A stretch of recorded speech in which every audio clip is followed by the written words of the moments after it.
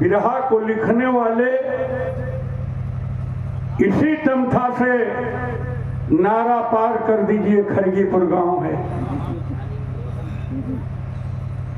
और आज हैं नहीं, स्वर्ग में चले गए, बहुत कुछ दे के गए स्वर्गीय गिरधारी लाल मौर्य कवि जी। बिना रामायण का सुंदर कांड पढ़े, बिना सुंदर कांड पढ़े भोजन नहीं करते थे। आज भी उनके घर सुबह शाम आरती और पूजा होती है। उनके लड़के सबसे बड़े डॉक्टर सर्जन है। MBBS के बाद होता है MS, MS के बाद MCH और मूत्र रोग विशेषज्ञ हैं, किडनी गुर्दा के डॉक्टर हैं। ऑपरेशन, बड़ा ऑपरेशन करते हैं। मऊ में रोज अब बैठ रहे हैं डॉक्टर AK मौर्य और उनकी पत्नी MBBS डॉक्टर, सरकारी डॉक्टर हैं अमेठी में। उनकी लिखी हुई है बिरहा है। और रजनीगंधा जहां लगा दिल रलू है, ठीक ओकरी बात को हम शुरू करत हई।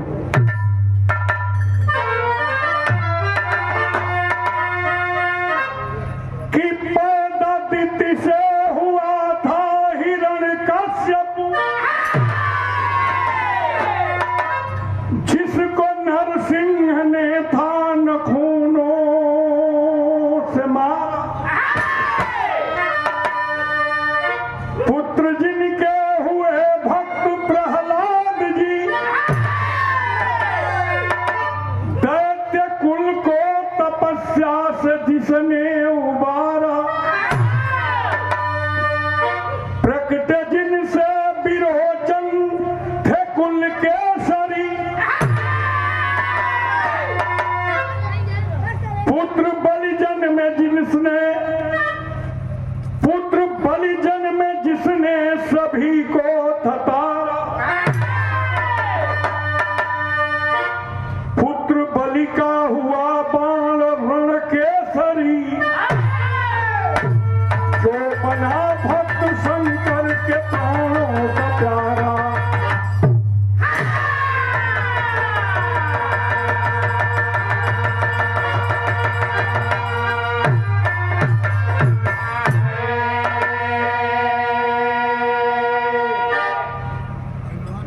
बात को समझ लें, नाम था बाण, कुछ लोग बाणासुर भी कहते थे। बाणासुर भगवान शंकर से वरदान पा गया। उसकी 1000 बाहें हो गई। अच्छा ये बताओ केहू से लड़े 1000 अगर हाथ बा तो 2 हाथ वाला उस लड़ पे हैं। तरज बाजू कवन तर्जमा मास्टर तरज है बाकी मेरे हुजूर,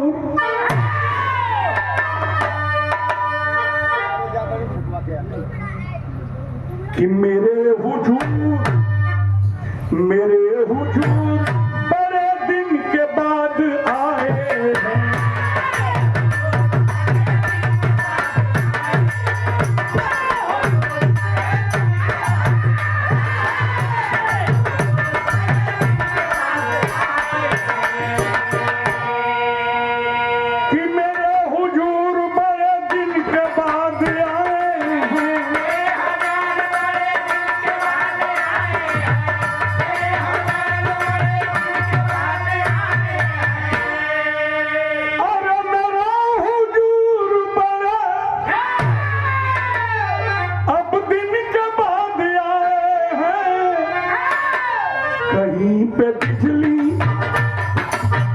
कहीं पे बिजली गिरने के बाद आए।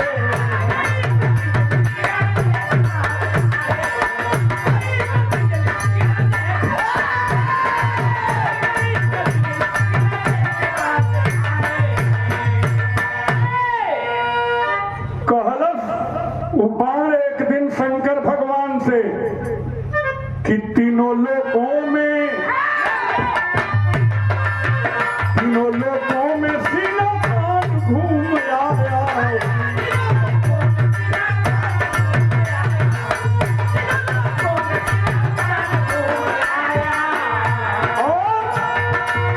मिला न कोई जिसका मान ना किया।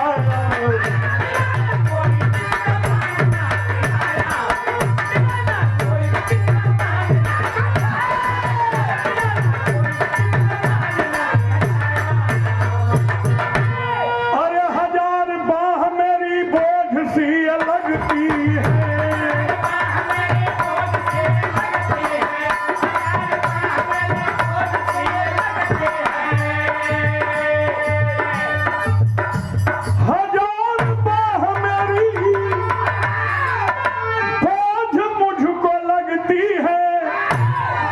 बरदान में बड़ा पही से पाया।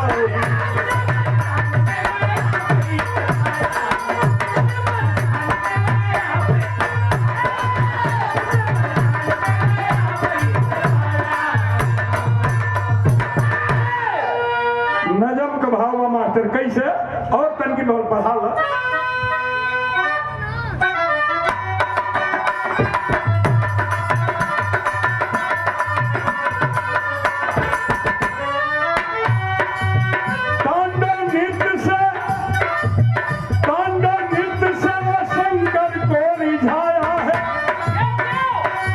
घमंड में बड़ा सूर्य जी एक लगाया है।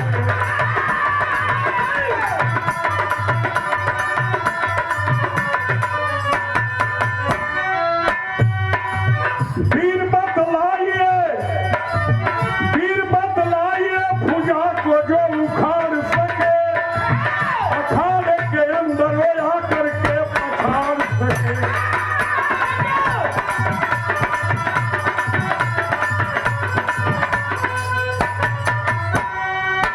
बहुत समझाए शिव जी बात तब सुनाए हैं। कटेगी बाहु संदेश को बताए हैं।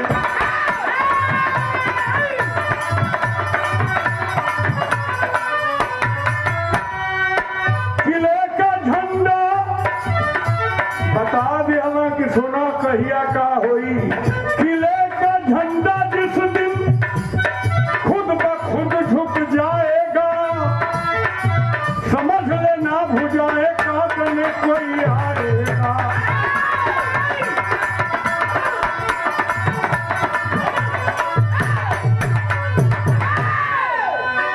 तरज बदल गेल बा मास्टर साहब।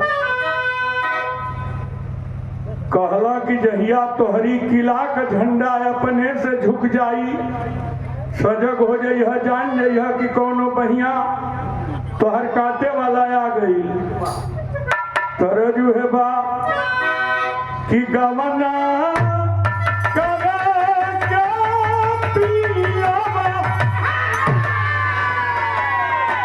अरे बच गए सोहर में उठल दर्दिया हमरो, उठल दर्दिया हमरो।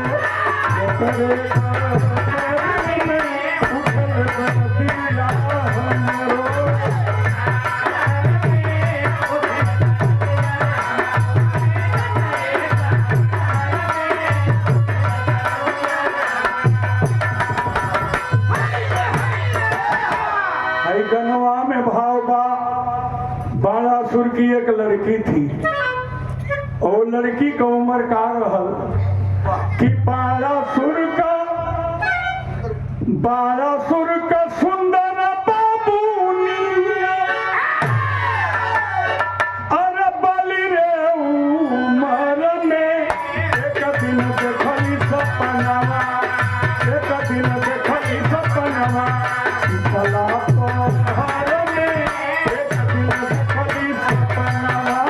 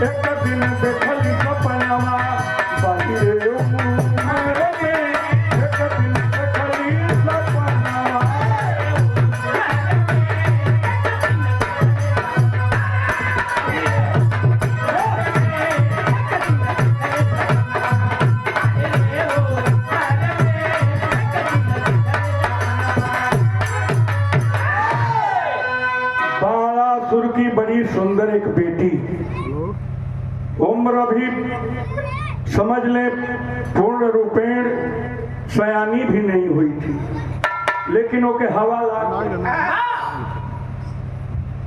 जब हवा लाग गई तो देखलस कि सपना में अला हमारे स्वामी जी हमार शरीरिया छुअत हूँ, भूख देनी निधिये टूट गई।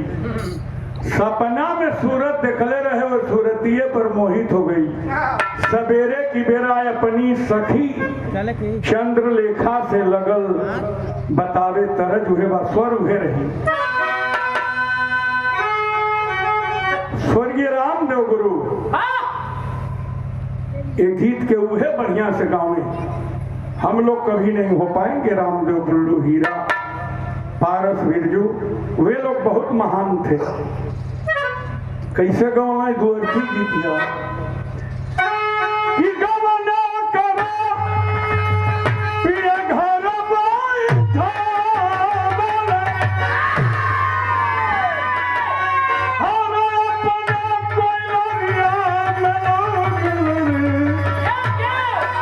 निर्मोही दगा दई के, निर्मोही दगा दई के, अरे भागल रे निर्मोही दगा दई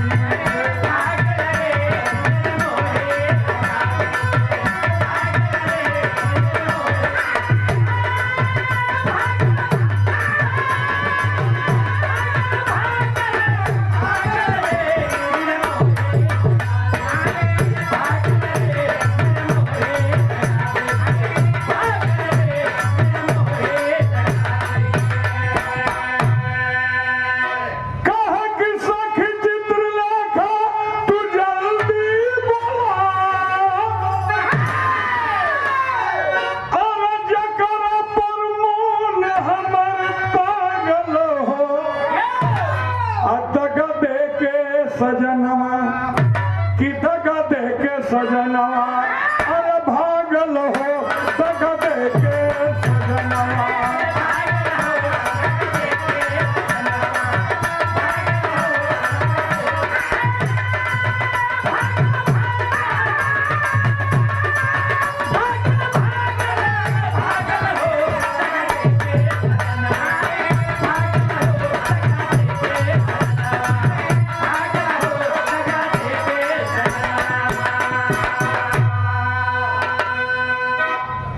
कहलस की तनी हमके चेहरा बतावा कैसन रहल हूँ। बैठ गई खड़िया लेके लगल तस्वीर बनावे, तस्वीर बनावे कहे कि हम नहीं जानली कहाँ उनका घर बाके रहो, लेकिन उनका सूरतिया हमारी दिलवा में बस गई बा। कहे तनको चेहरा का गढ़न बतैबू, वो बतावतिया बनावतिया तो ये भैया तरज बदल गई। अब तरज उहे बाहू के रेडियो स्टेशन से गौले रहली कि ललकी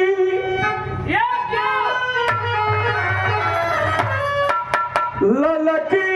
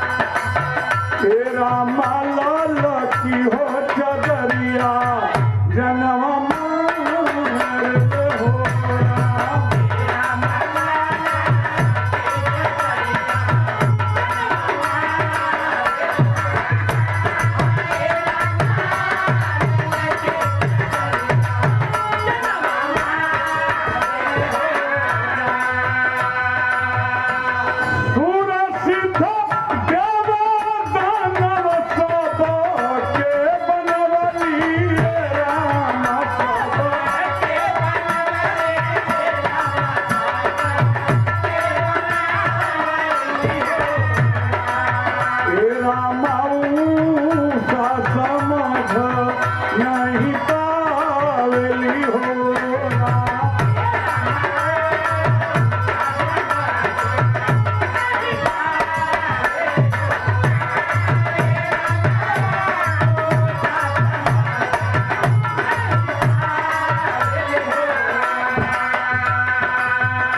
ये पुरस्कार वे देव दानव यक्ष किन्नर सबका फोटो बनावतिया हई रहा कहे कि ना यो नहीं रहो यक्ष गंधर्व नागरची के बनवली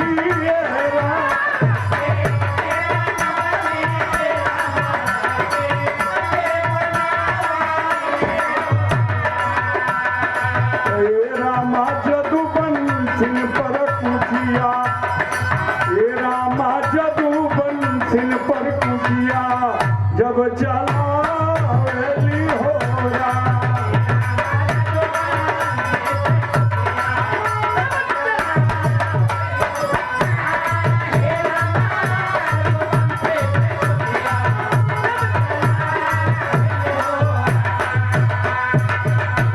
भगवान कृष्ण जी का फोटो बनौलस उषा कहलस कि मिला था लेकिन तनी तनी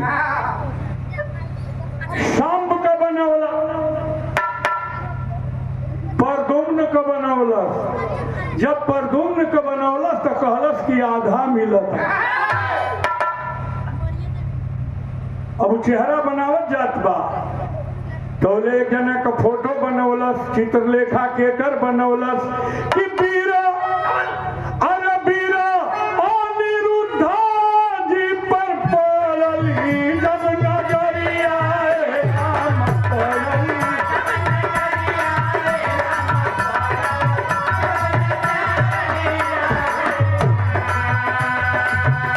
राम उषा झट से छतिया से लगा हो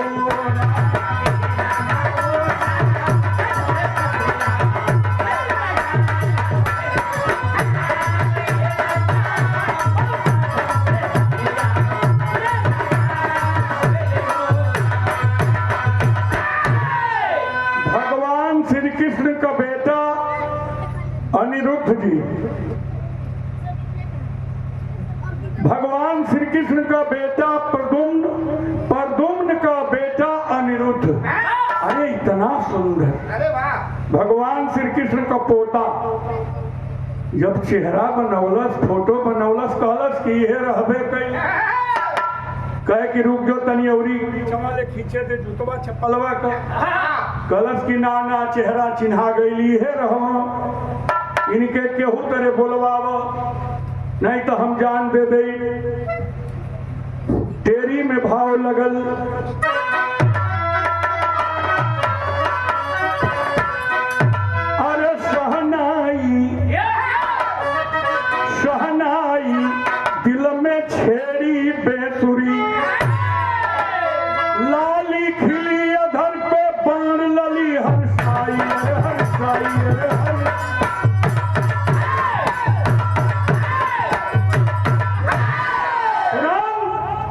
चित्रलेखा अपने सखी के लिए अपना काया बदल दी तब शक्ति होती थी काया शरीर बदल के पहुंचल द्वारिकापुरी में अपहरण करके और लेकर के पहुंच गई कहां बाणासुर के महल में आज जब महल में आई बिया लेके वो समय का भाव बा मास्टर जो है बड़ा पहले के हम उनका गावल जा बेचन भाई रहा हमसे बहुत सीनियर रहा तो वह गावे लोग की अरे बदवा नाम हो कजरवा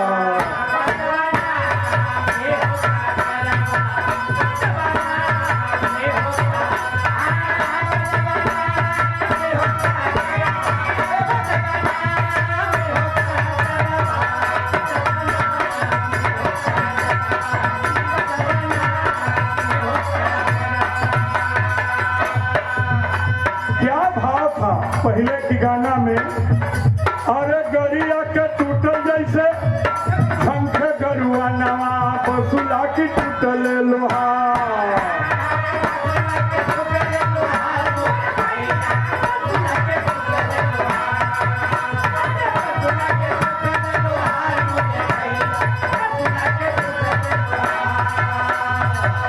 अरे ढील भैया बन बना डोबेले कसबिनिया जब ढील भइले ओ बना डोबेले कसबिनिया कैसे चली व्यवहार हो बदवाना हो कजरवा बदवाना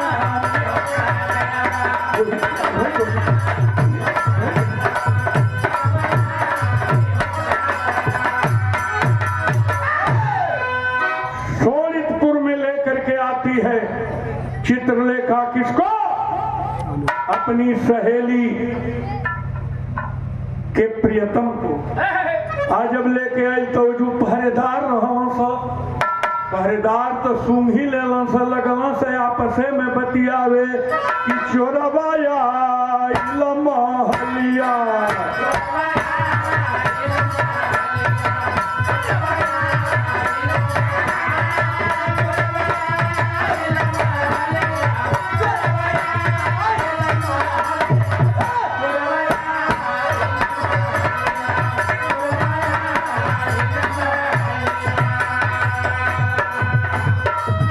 फौज भेज दिया लेकिन पूरी फौज का कत्लेआम हो गया वहां।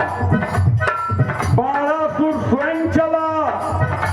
आज जब बाणासुर अला है तब भाई का अरे बाणासुर जब धनु पे चढ़वले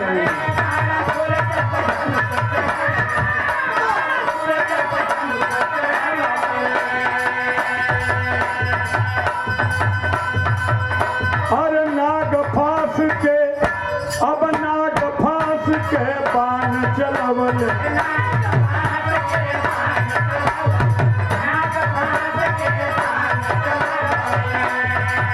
नाग फांस का बाण जब चलाया अनिरुद्ध बंध गए वही में तब कुआं में फेंक बजावे तलिया कुआं में फेंक बजावे तलिया चोरवाया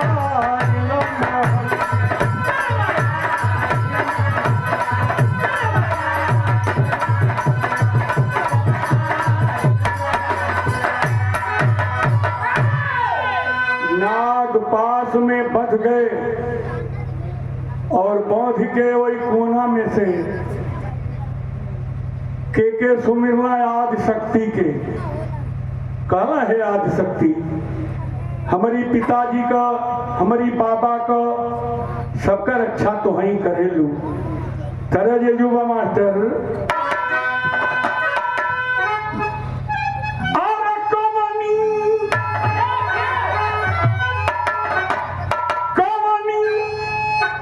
नगरिया भागो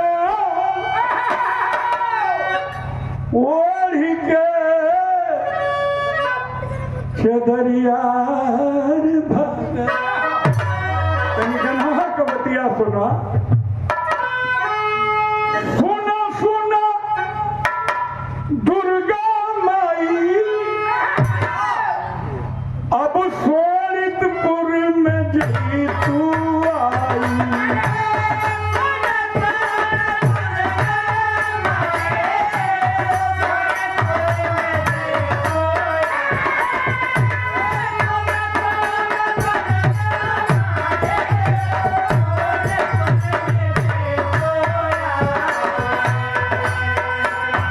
नगवा की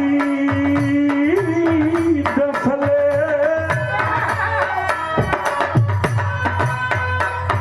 नगवा की दसले हमारा बदनिया मुरझाई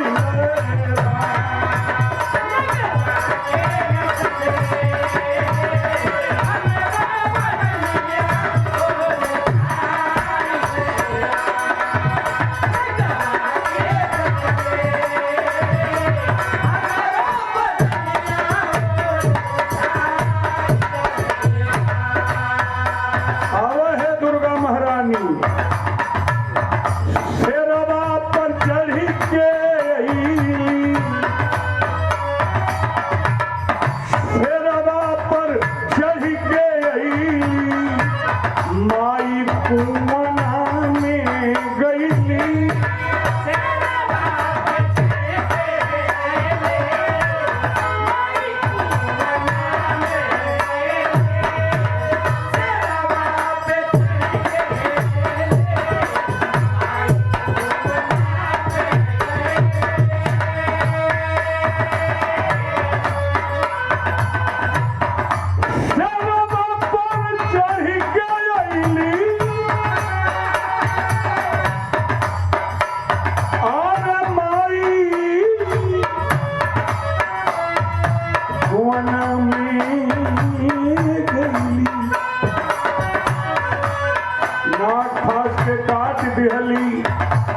आ उठा लियो बेटा के केने गोद में, गोदिया में लेके उषा की महलिया बड़ी आई रे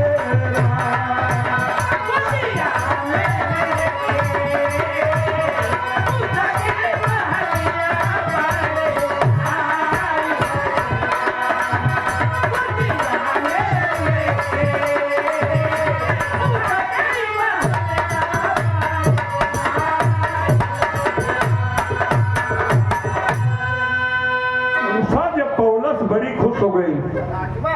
केवाड़ी बन कर लेला से घरवे में रहे के बाद, घरवे में खाए पिए के बाद सगरी व्यवस्था बा। अच्छा, अपनी लड़का से भी प्रिय जानत लोन का होला, जौने के पौत्र कहल जाला, भोजपुरी में लोग पोता कहेला।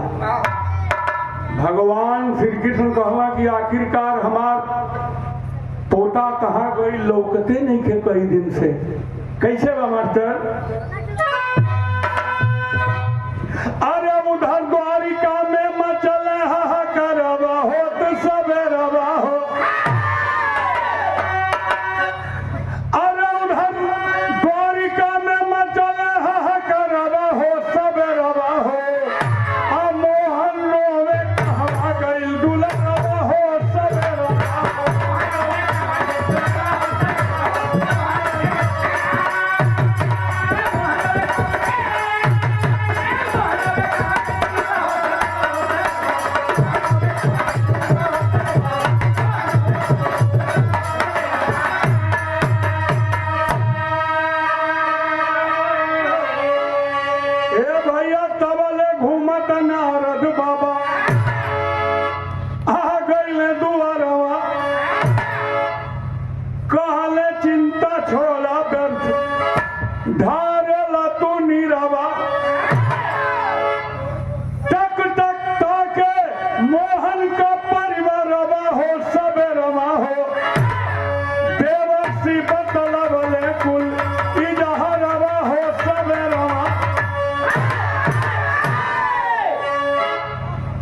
नारद जी कहला कि आपका पौत्र इस समय सोनितपुर में है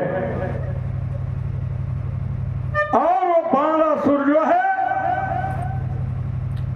बड़ा तकलीफ दिया, बड़ा सताया। नाक पास में बांध करके कुएं में डाल दिया, अब बंदी बना के रखी है उसकी पुत्री। ये भैया जब ये चर्चा चलल, बहुत परिवार रहे भगवान का।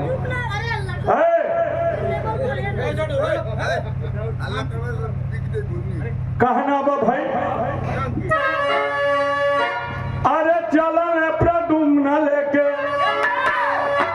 अरे चलन प्रदुम्न लेके, अरे द्वारिका का सेनावा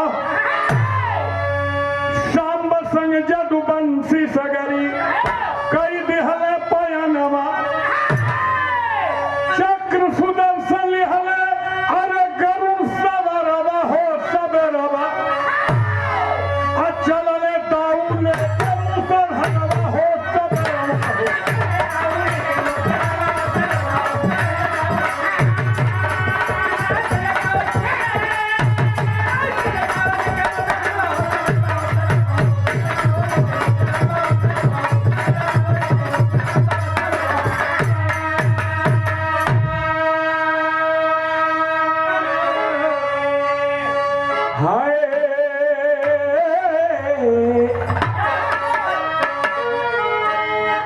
भगवान श्री कृष्ण चल दिए,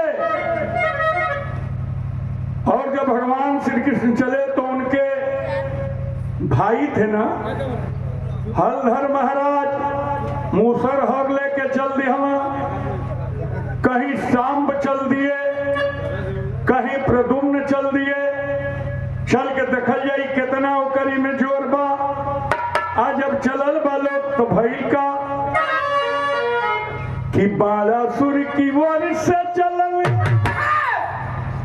अरे बाणासुर की ओर से चलल, अरे नंदी का सवरवा भैया। ये हमार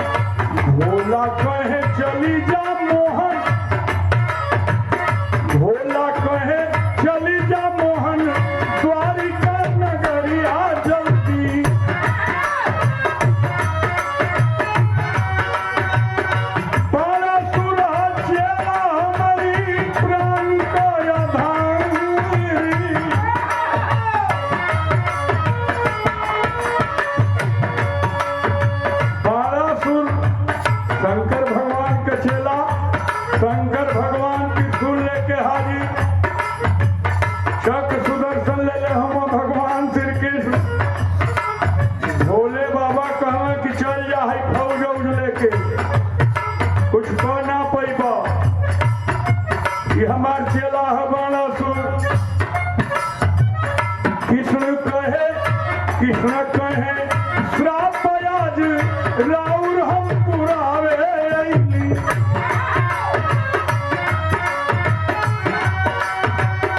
कहे शिवदानी तब बचनिया होती जाई।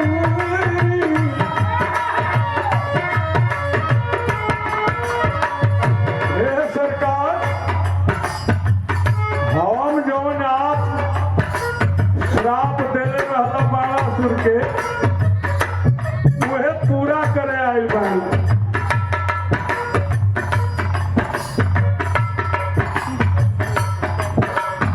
कृष्ण भगवान कहला कि राउर जवन सरपवा देले ही के बाणासुर के वही के हम पूरबे आइल बानी। अरे वहाँ बाधा बन गई बीचवे में। कहता नहीं कि जेके लड़े के बा हमसे लड़े, त्रिशूल लेके छरियाता नहीं। भोले बाबा कहले काम कर दो पहले, आ काम क के कहला कौन काम? कहला यह काम कर दे भगवान श्री कृष्ण मूर्छित वाला बनवा से मूर्छित हमके कैदा पहले।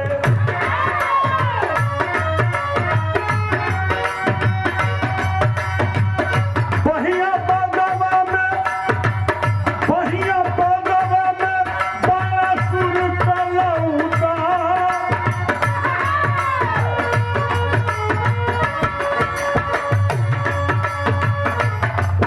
कहला कि छोड़ दिया चार गो हाथ, चार बाह छोड़, चार बाह छोड़ सगरी हथवा उतरल है मोहन। अरे काटे बदे गर्दन, काटे बदे गर्दन, लिहल चक्र हो संहार।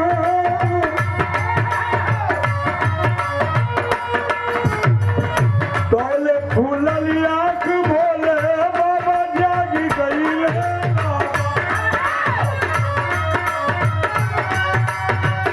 सुनवन से होके लगल मन में कहो मौरी।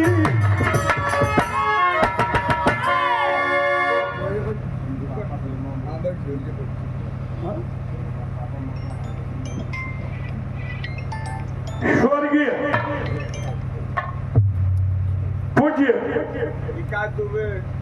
शिवमूर्त दीक्षित जी के याद में उनके सुपुत्र श्रीमान दुर्गेश दीक्षित 500 रुपया पुनः इनाम दिए हैं। पिताजी स्वर्ग की झरोखे से देख रहे होंगे, हमको आपको सबको देख रहे होंगे, और जरूर उनकी आत्मा से निकल रहा होगा कि जाओ बेटा, मेरे निमित्त तूने ऐसा कर दिया मेरा ब्रह्मभोज कि बहुत कम लोग कर पाते हैं धरती पर। और इंसान जो कुछ भी होता है वो माता पिता के आशीर्वाद से ही होता है। सूरजगिरी के बोल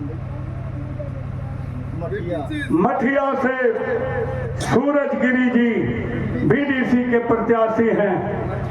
मठिया सुआह और लोकया, बहुत बहुत धन्यवाद। जरा कहानी पे गौर रहे। भगवान श्री कृष्ण सगरी हजारों बहिया काट दे हम 4 गो छोड़ के, लेकिन सोचला कि अगर हथवा काटी दिली आ शंकर जी कहले रहा कि हमके मूर्छा वाला बाण मार दो। ऐसा बाण मारा कि कुछ समय खातिर मूर्छित हो जाए फिर ठीक हो जाए। सोचला कि ले आवा गर्दन में उतार दे जो चक सुदर्शन चलावे के कैला। भगवान श्री कृष्ण का मूर्छा टूट गई।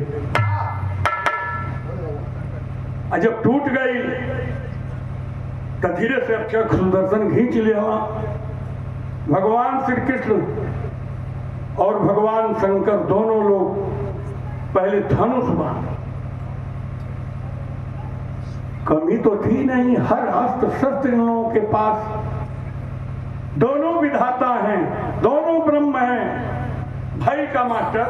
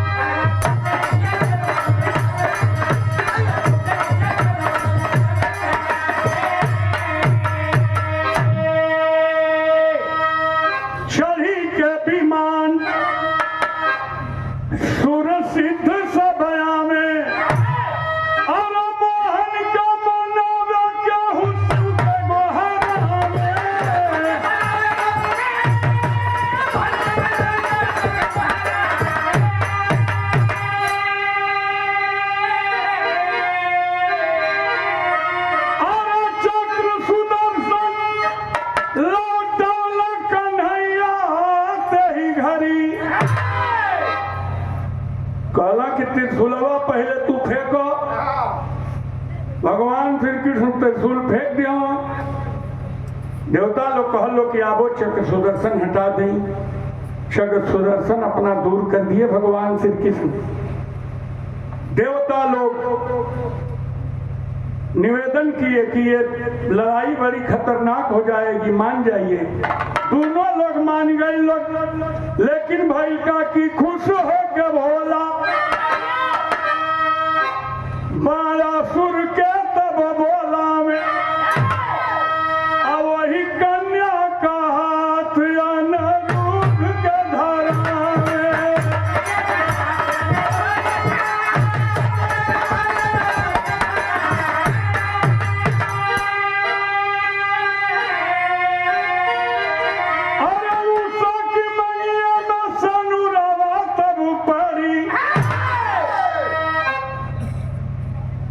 कि सब बटले बा देवता लोग, सब साक्षी हो जाई।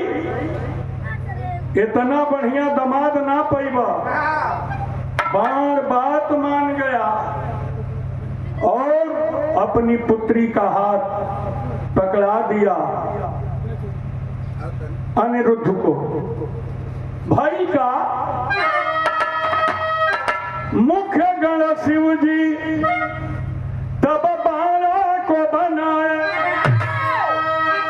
अपात्र बधू लेकर कृष्ण द्वारिका में आए।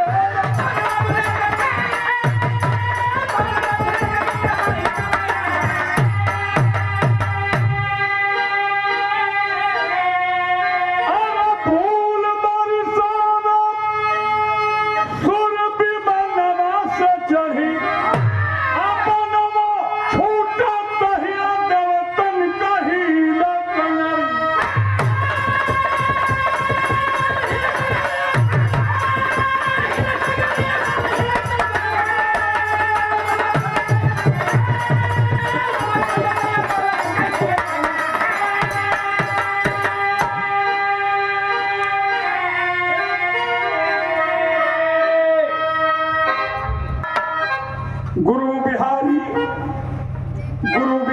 गुरु रमन श्यामाजी स्वर्ग सिधारी पप्पन यादव विश्वनाथ भोला कविता लिखते गिरधारी।